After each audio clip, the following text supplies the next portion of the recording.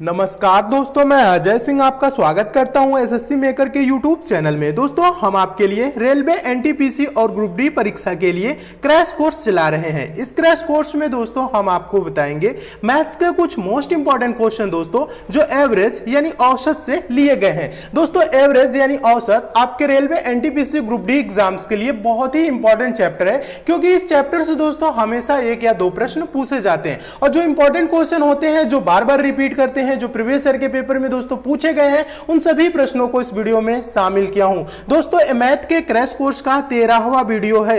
दोस्तों, हम आपको चैप्टर बाय चैप्टर सारे चैप्टर कंप्लीट करा रहे हैं क्रैश कोर्स में, तो आप सारे चैप्टर को जरूर पढ़िए, सभी वीडियोस को जरूर देखिए। और अगर दोस्तों आप मैथ में कमजोर छात्र हैं तो भी आपको टेंशन लेने की जरूरत नहीं है, क्योंकि दोस्तों इस क्रैश कोर्स में हम एकदम बेसिक से पढ़ा रहे हैं, जीरो लेवल से पढ़ा रहे हैं। तो चलिए देखिए किस प्रकार के क्वेश्चन पूछे जाते हैं एग्जाम में और कैसे दोस्तों उनका आंसर दिया जाता है। पहला क्वेश्चन देखिएगा, काफी इंपॉर्टेंट क्वेश्चन है, ये बहुत बार एग्जाम में पूछा जा चुका है और सिंपल क्वेश्चन है। आसान तरीका बता रहा हूं सॉल्व करने के लिए। पहले प्रश्न को ध्यान से पढ़िएगा।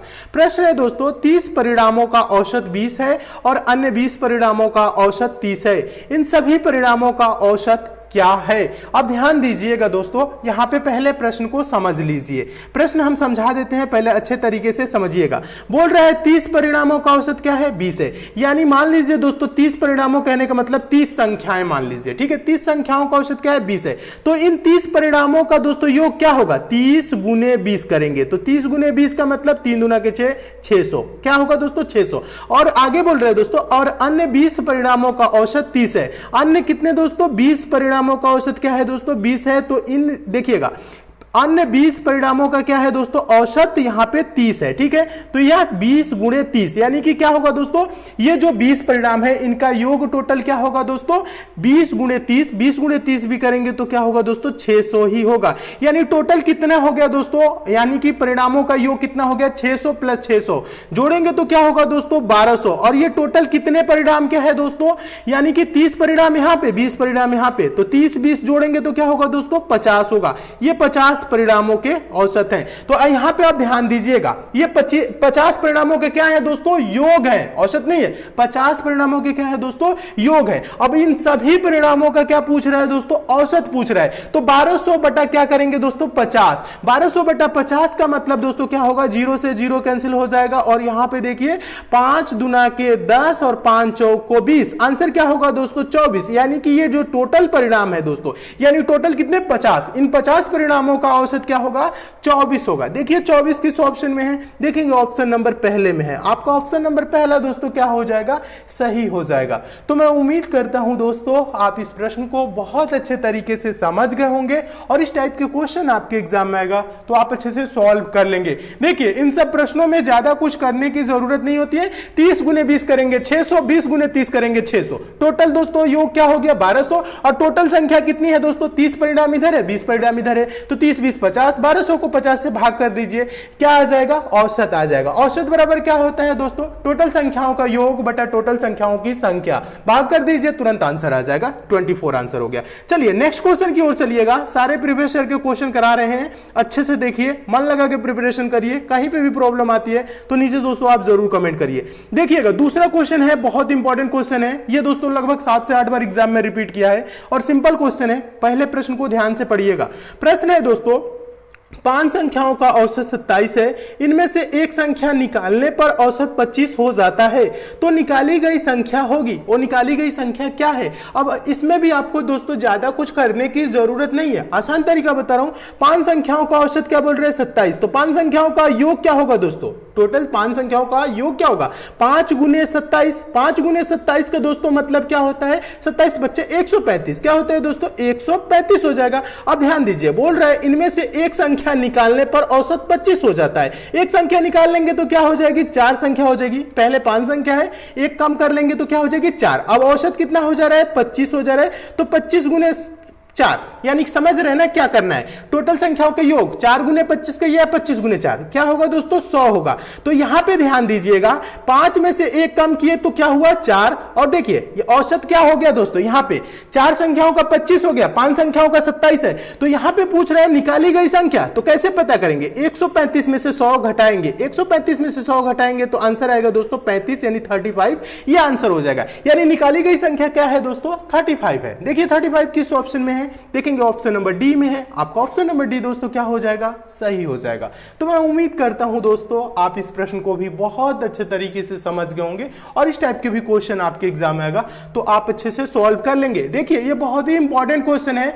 आप देखिए जितने भी दोस्तों मैं प्रश्नों को करा रहा हूं आप नोट जरूर किया करिए दोस्तों, नोट किए रहेंगे तो क्या होगा एग्जाम के टाइम पे रिवीजन का काम आएगा। बहुत से स्टूडेंट कहते हैं क्वेश्चन सिंपल है, नहीं क्वेश्चन सिंपल नहीं होता है, सिंपल वे में हम आपको समझाते हैं तब आपको सिंपल लगता है। अब आप इन सब प्रश्नों को नोट किए रहेंगे तो एग्जाम के टाइम पे क्या करेंगे दोस्तों, एक बार रिवीजन करेंगे तो एग्जाम में आपके अच्छे मार्क आएंगे। ठीक है, तो आपको करना क्या है, नोट जरूर करना है। बहुत से स्टूडेंट क्या सोचते हैं क्वेश्चन तो समझ में आ गया, नोट करने की क्या जरूरत है, तो ऐसे आपको गलती कभी नहीं करना है। समझ में तो तुरंत आता है, बाद में भूलने लगते हैं, तो नोट किए रहेंगे तो बाद में रिवीजन करने का काम आएगा। तो चलिए अब हम नेक्स्ट क्वेश्चन की ओर चलते हैं, अगले क्वेश्चन की ओर चलते हैं। देखिएगा अगला क्वेश्चन काफी इंपॉर्टेंट है। अभी इस क्वेश्चन पे हम आपको एवरेज के सारे फॉर्मूले बता देते हैं, कॉन्सेप्ट भी क्लियर करेंगे। अभी प्रीवियस ईयर के क्वेश्चन करा रहे हैं, प्रीवियस ईयर के बाद दोस्तों हम सारे चैप्टर के कॉन्सेप्ट क्लियर कराएंगे, सारे क्वेश्चन सारे चैप्टर से ज्यादा क्वेश्चन की हम प्रैक्टिस भी कराएंगे। बस आप जुड़े रहिए हमसे, अच्छे से प्रिपरेशन करते रहिए, मन लगा के पढ़ाई करिए। क्वेश्चन देखिए तीसरा इंपॉर्टेंट क्वेश्चन है, बहुत बार एग्जाम में पूछा गया है, ये भी 7 से 8 बार रिपीटेड क्वेश्चन है दोस्तों। क्वेश्चन है 3 संख्याएं क्रमशः 4:5:6 यानी 4:5:6 के अनुपात में है और उनका औसत 25 है। सबसे बड़ी संख्या ज्ञात कीजिए। सबसे बड़ी संख्या कौन सी है ये आपको बताना है। तो इसके लिए दोस्तों 2 तरीका होता है, एक बेसिक होता है। बेसिक होता है क्या मतलब x मान लेंगे कि 4x plus 5x plus 6x, total कितने हैं दोस्तों 3 है बटा 3, और इनका दोस्तों यहां पे औसत क्या दिया है 25 दिया है। तो 4x 5x 6x जोड़िए, 4 5 9 9 6 15 यानी कि 15x, और ये 3 इधर भागे में है उधर जाएगा तो गुने में हो जाएगा। 15x बराबर क्या होगा दोस्तों 75 हो जाएगा। तो x बराबर दोस्तों क्या होगा 75 बटा 15 यानी 15 5 75, x बराबर क्या आ गया दोस्तों 5 आ गया। अब पूछ क्या रहा है दोस्तों प्रश्न में सबसे बड़ी संख्या, सबसे बड़ी संख्या किस रेशियो में है 6x के रेशियो में 6 है। 6x मतलब कि 6 गुने 5, x बराबर क्या है दोस्तों 5 आया, 6 5 क्या होगा दोस्तों 30 हो जाएगा। सबसे बड़ी संख्या 30, यानी देखिए 30 किस ऑप्शन में है, देखेंगे ऑप्शन नंबर सी में। आपका ऑप्शन नंबर सी दोस्तों क्या हो जाएगा, सही हो जाएगा। ये तो रहा दोस्तों बेसिक मेथड, ठीक है।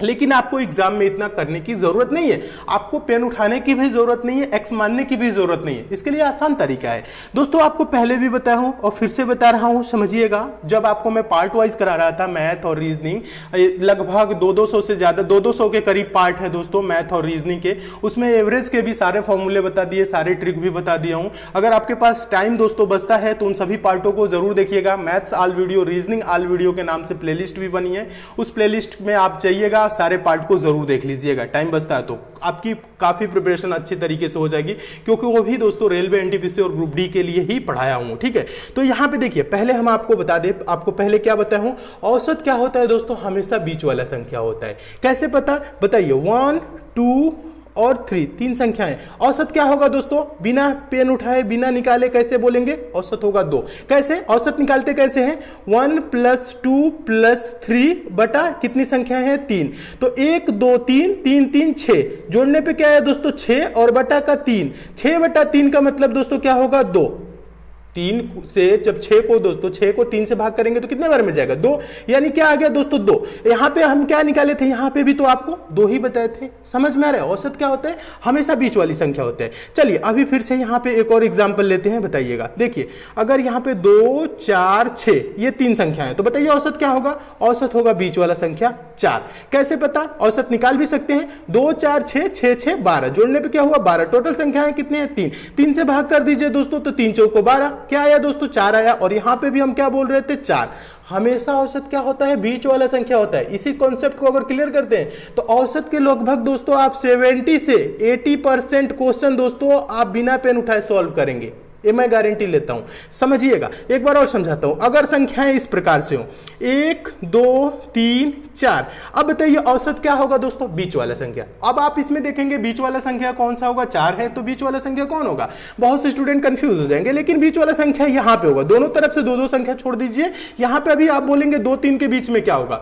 2-3 के बीच में होता क्या है? 2-3 जोड़ेंगे 5, 5 का आधा करेंगे 2.5, यानी 2-3 के बीच में 2.5 होगा। इसका औसत 2.5 ही होगा। क्या होगा दोस्तों? 2.5 होगा। आप चाहे तो औसत भी निकाल के देख सकते हैं। 1 2 3 3 3 6 6 4 10, जोड़ने पे क्या आया? 10। टोटल संख्या कितने हैं? 4। जब 10 को 4 से भाग करेंगे तो क्या आएगा दोस्तों? 2.5 ही आएगा। समझ रहे हैं ना? ये चीज समझ में आ रहा है?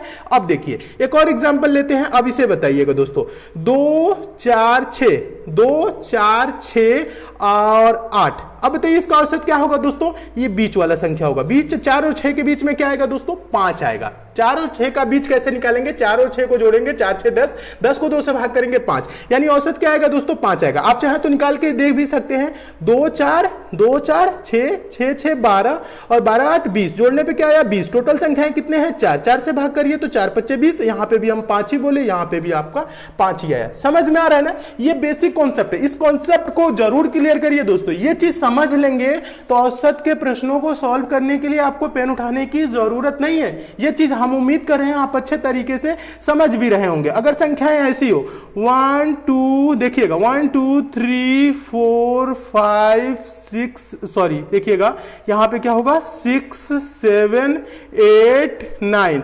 अब बताइए औसत क्या होगा? इतने संख्याओं को आप क्या करेंगे? जोड़ेंगे। जोड़ना नहीं है, 4 इधर से हटा दीजिए, 4 इधर से हटा दीजिए, औसत हो जाएगा 5। बस। क्या पेन उठाने की जरूरत है? बिल्कुल भी नहीं है।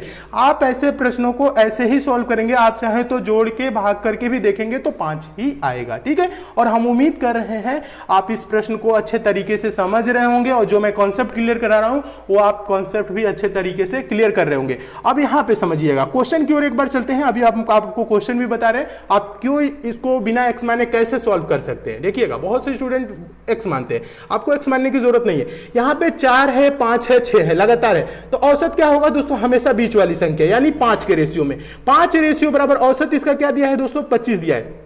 तो हम कह सकते हैं दोस्तों 5 रेशियो बराबर 25, तो 1 रेशियो बराबर क्या होगा दोस्तों? 25 को 5 से भाग करिए, 1 रेशियो बराबर 5।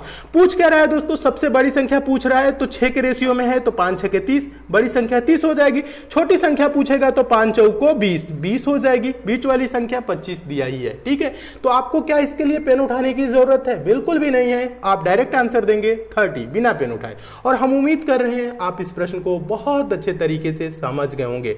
एक बात और बता दूं, क्वेश्चन दोस्तों आपको समझ में आ रहे हैं तो वीडियो को लाइक दोस्तों जरूर कर दीजिए, शेयर भी फटाफट कर दीजिए। फेसबुक, व्हाट्सएप, टेलीग्राम, जितने भी दोस्तों आपके पास स्टडी रिलेटेड ग्रुप है। और जो नए स्टूडेंट है दोस्तों हमसे जरूर जुड़ जाएंगे। दोस्तों आप चैनल को सब्सक्राइब जरूर कर लीजिएगा, नोटिफिकेशन बेल को भी दोस्तों जरूर ऑन कर लीजिएगा, ताकि जितनी भी दोस्तों मैं इंपॉर्टेंट वीडियो दूं उसकी आपको नोटिफिकेशन मिले। दोस्तों हम रेलवे एग्जाम के लिए क्रैश कोर्स चला रहे हैं, और दोस्तों हम आपकी 100% की प्रिपरेशन कराएंगे, 100% की तैयारी कराएंगे। आपको टेंशन लेने की बिल्कुल भी जरूरत नहीं है। एग्जाम से पहले दोस्तों हम आपकी पूरी तैयारी करा देंगे, 100% की प्रिपरेशन करा देंगे। जितना मैं बता रहा हूं दोस्तों आप उतने पढ़िए, डेली 8 से 10 घंटे दोस्तों पढ़िए, आपका सिलेक्शन हो के रहेगा। बस मन लगा के आपको करना क्या है? पढ़ना है। ठीक है, और अभी तक आप लोग नहीं जुड़े हैं तो हमसे जरूर जुड़ जाइए, अच्छे तरीके से पढ़िए, और ज्यादा से ज्यादा लोगों को जोड़ने का भी प्रयास करिए, शेयर वीडियो को जरूर किया करिए। देखिएगा क्वेश्चन है ये चौथा क्वेश्चन, मोस्ट इंपॉर्टेंट क्वेश्चन है। पूछा गया प्रश्न है, आसान तरीका बता रहा हूं, बहुत आसान तरीका। पहले प्रश्न को पढ़िएगा। ये दोस्तों एनटीपीसी में 2 से 3 बार रिपीट किया है सेम प्रश्न है दोस्तों। 30 पेन और 75 पेंसिल को 390 रुपए में खरीदा गया। यदि पेंसिल का मूल्य 2 रुपए है तो पेन का औसत मूल्य रुपए में ज्ञात कीजिए। कितने रुपए है? अब यहां पे आपको ज्यादा कुछ करने की दोस्तों जरूरत नहीं है। क्वेश्चन में ये कह रहे हैं ना 30 पेन और 75 पेंसिल का मूल्य यहां पे दिया हुआ है। 30 पेन और 75 पेंसिल को 390 रुपए में खरीदा गया है। अब बोल रहे हैं दोस्तों यहां पे पेंसिल का औसत मूल्य 2 रुपए है, यानी कि एक पेंसिल का मूल्य 2 रुपए है। यहां पे टोटल पेंसिल कितने हैं दोस्तों? ध्यान दीजिएगा 75 है, तो 75 पेंसिल का मूल्य क्या होगा दोस्तों? 75 इंटू 2 रुपए, यानी कि 75 इंटू 2 यानी क्या होगा दोस्तों? 150, 150 रुपए हो जाएगा। क्या होगा दोस्तों? 150 रुपए हो जाएगा। अब यहां पे बताइए, जब इसमें से हम 75 390 रुपए में खरीदा गया है ना, तो 390 रुपए में से 150 घटा देंगे। 390 में से जब 150 घटेगा तो क्या आएगा दोस्तों, 240 रुपए हो जाएगा। क्या हो जाएगा दोस्तों, 240 रुपए। ये क्या आ गया दोस्तों, ये पेन का आ गया। और पूछ कर रहे हैं पेन का औसत मूल्य रुपए में है, यानी कि एक पेन का मूल्य क्या होगा ये पूछ रहे हैं। तो देखिए 240 रुपए कितने पेन का है दोस्तों, 30 पेन का है। तो इसे 30 से जब भाग कर देंगे तो क्या आ जाएगा दोस्तों, एक पेन का मूल्य आ जाएगा। तो 3 बटे क्या होता है दोस्तों, 24 होता है 8 रुपए। यानी कि एक पेन का मूल्य क्या आएगा दोस्तों, एक पेन का औसत मूल्य मतलब क्या होगा, एक पेन का मूल्य, एक पेन का मूल्य क्या होगा, 8 रुपए। तो देखिए 8 रुपए किस ऑप्शन में देखेंगे, ऑप्शन नंबर सी में है। आपका ऑप्शन नंबर सी दोस्तों क्या हो जाएगा, सही हो जाएगा। तो मैं उम्मीद करता हूं दोस्तों आप इस प्रश्न को बहुत अच्छे तरीके से समझ गए होंगे और इस टाइप के क्वेश्चन आपके एग्जाम में आएगा तो आप अच्छे से सॉल्व कर लेंगे। ये काफी इंपॉर्टेंट टाइप का क्वेश्चन है दोस्तों, इसे भी आप नोट जरूर कर लीजिए। चलिए अब हम नेक्स्ट क्वेश्चन की ओर चलते हैं। और एक बात और बता दूं दोस्तों, टेलीग्राम को आप लोग जरूर ज्वाइन कर लीजिए। टेलीग्राम का लिंक नीचे डिस्क्रिप्शन बॉक्स में भी दे दिया हूं, आप टेलीग्राम पे जाके एसएससी मेकर सर्च करके भी ज्वाइन कर सकते हैं। फेसबुक पेज से भी जुड़ जाइएगा। अगर आपको मन में कोई क्वेश्चन है, डाउट है तो आप हमें इंस्टाग्राम पे फॉलो करके पूछ सकते हैं। इंस्टाग्राम पे जाएंगे एसएससी मेकर सर्च करके फॉलो कर लीजिए, लिंक नीचे डिस्क्रिप्शन बॉक्स में दे दिया हूं, वहां से भी आप हमें डायरेक्ट फॉलो कर सकते हैं। इंस्टाग्राम से भी आप लोग जरूर जुड़िए। चलिए अब हम नेक्स्ट क्वेश्चन की ओर चलते हैं। पांचवा क्वेश्चन हम आपको दोस्तों बता दे, ये मोस्ट इंपॉर्टेंट क्वेश्चन है। और मोस्ट इंपॉर्टेंट क्वेश्चन क्यों है, क्योंकि इस टाइप के प्रश्न हमेशा एग्जाम में पूछे जाते हैं और ऐसे प्रश्नों को सॉल्व करने के लिए दोस्तों आपको पेन उठाने की जरूरत नहीं है, बिना पेन उठाए सॉल्व किया जाता है। कैसे किया जाता है, हम आसान तरीका बता रहे हैं। पहले प्रश्न को ध्यान से पढ़िएगा दोस्तों।